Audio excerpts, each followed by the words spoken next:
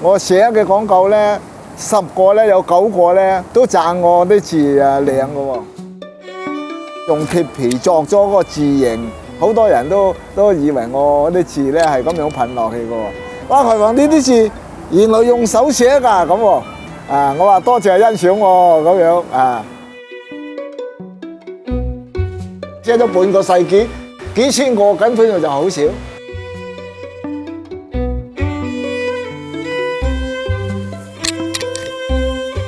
This phone number and these Chinese characters are all over Hong Kong streets.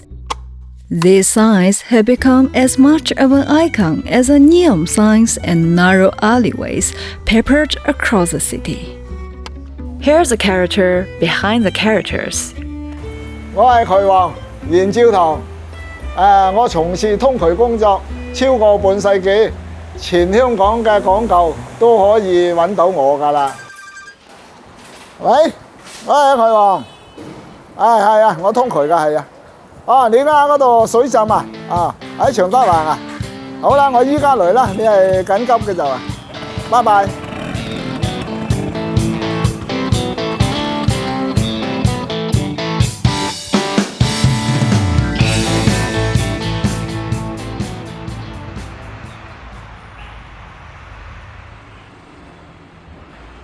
都有幾十年咯，我淨話1-2年冇用啫嘛，嗰個科技用咗30-40年啦。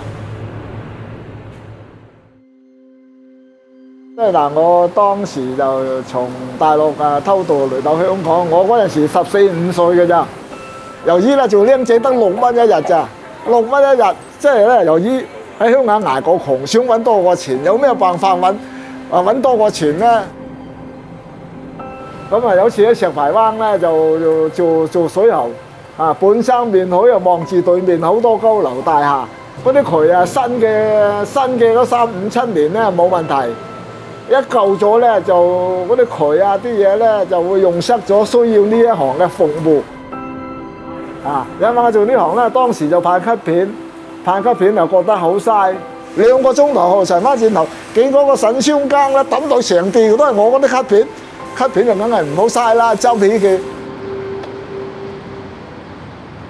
咁有次新蒲崗做嘢，我又見到啲鐵打醫生賣藥油嗰啲做工程嘅嗰啲鋪頭寫喺嗰啲大坑渠嘅斜坡，咁用嗰啲墨或者油寫咗喺嗰坑渠邊，咁樣引發我就喺街寫字，由嗰度開始就寫渠王通渠2個字。即係簡單啲，就俾人容易入心記憶嘅。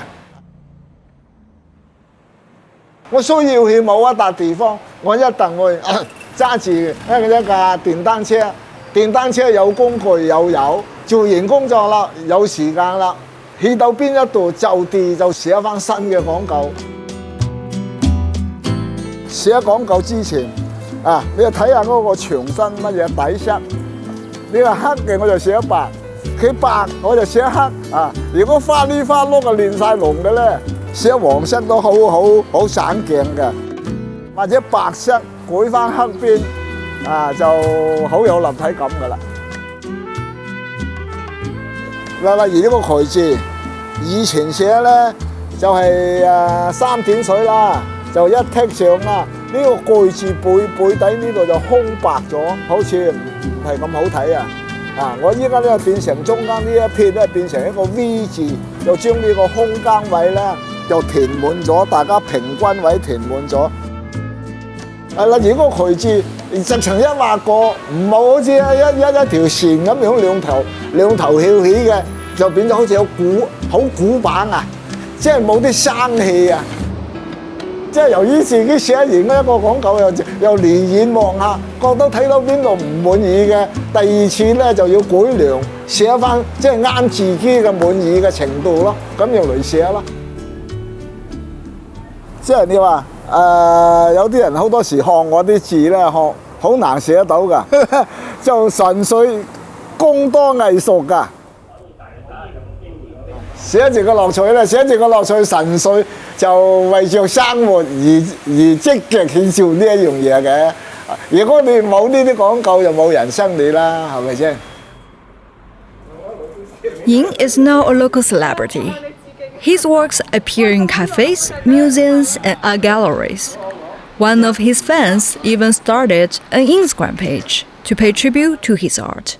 你多唔多自己係藝術家咧？呢樣嘢我認真唔敢當，認真唔敢當嘅真係呢樣嘢。其實我為自己生活而做呢樣嘢嘅，我就真係。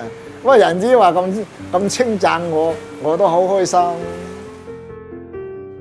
我主要都係老本行啊！你自己做咗幾十年呢行，由於啲工具又齊啊，啲嘢就容易解決啦，做翻老本行嘅嘢啦。其他例外嘅嘢，有人要求咧，佢係認為我啲字係滿意嘅、接受嘅，佢假如要求到，我都幫佢忙嘅。咁就拉咗出嚟㗎啦。同 IG 呢度搞新意思啊，同班青年仔啊咁樣，一個人都覺得心情開朗啲。後生啲啦，即係咁講，唔使話一個人，即係有陣時啊，一個年紀大嘅老人咧，有人同你傾下偈咧，呢個人個心情啊開朗啲。哎呀，有個媽咪幾想去街市買啲田雞啊！臨天嗰陣時間就煲啲田雞飯俾個靚仔食就好補嘅。啊，佢又打電話俾我喎，一路放水就搞到水浸廳。我上去睇，我話係咪跌咗啲質落啊？佢話冇啊。我又唔知點解我買咗3個田雞翻嚟，少咗1個田雞。我話咁樣啊！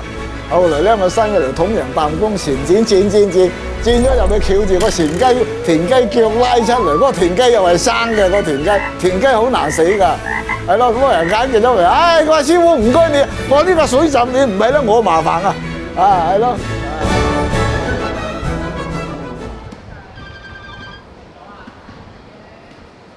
喂？